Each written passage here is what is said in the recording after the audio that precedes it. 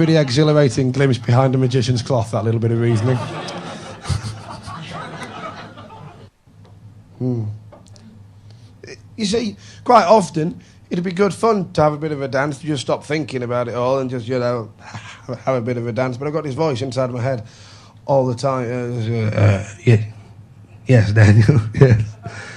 On the surface of things, yeah, it would seem like a bit of fun to have a little dance. However, let us think for a moment about the implications of said fun. You know, Daniel, as well as I know, that on no account do you want to look like a bit of a cunt. Oh, I thank you very much, internal monologue. Yet again, you've cut to the quick of things. Where would I be without you? You would be happy, Daniel.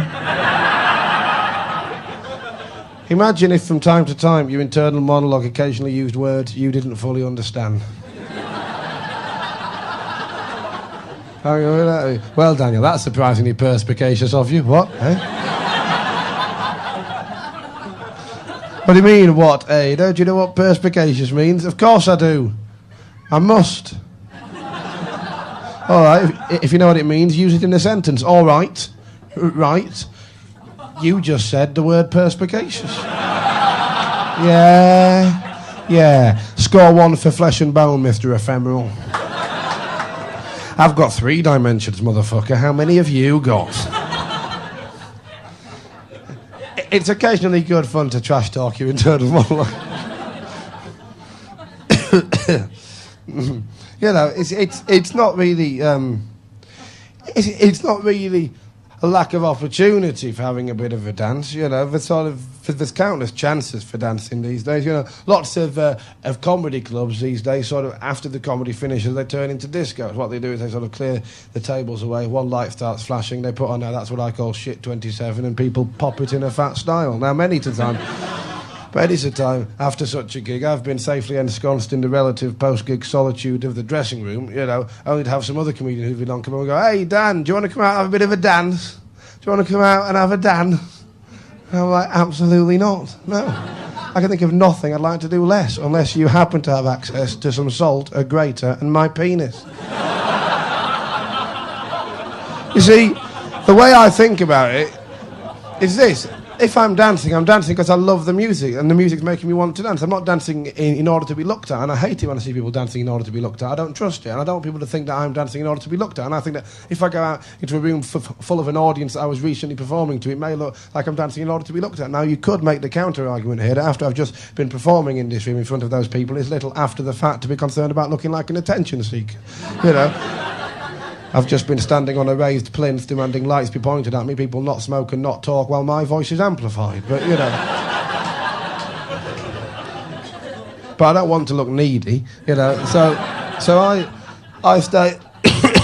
I stay backstage. And these other comedians, call them functional if you're wrong, they'll quite happily go out, have a bit of a dance amongst the people who were just watching the show. Is that not a bit fucking weird? We go, yeah, that's right. I was just up there being funny, now I'm down here with the honeys. Is that not, is it? And they just keep dancing around until let's call her a whore, some whore. She comes up and starts grinding and says, "Oh, I liked your jokes. I did, I liked your jokes. Oh, will you fuck me, please?" And they go, "Well, I've got a wife and I've got 2 kids, but I'm a cunt, so hop on. Here we go. Here we go. Moonwalk with me, baby. We're moonwalking to bleakness. I'm pretty sure it's this way." I go there quite often and I recognise the curly fries.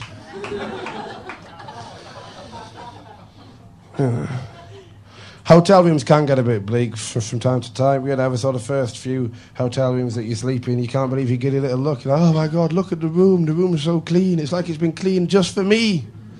It's like they're expecting me. Almost some sort of booking system in operation. Look at the bed. The bed is like a freshly fallen cloth of snow rolling over an open country meadow. This room has been hewn this very day from innocence and ivory. Now, when I check into a hotel and when I breathe in, I can taste the stale semen of 1,000 lonely businessmen. And you realise that that far from being luxurious places, what hotel rooms are essentially are lonely wank closets. There's been 1,000 men wank and then crying here, and I'm going to be 1,001. Those cards that they give you to hook on the outside of your door, on the one side say, please do not disturb, and on the other side say, please clean my room, please. What they should say is on the one side, sorry, is on the one side, please do not disturb, I am wanking, then I will be crying.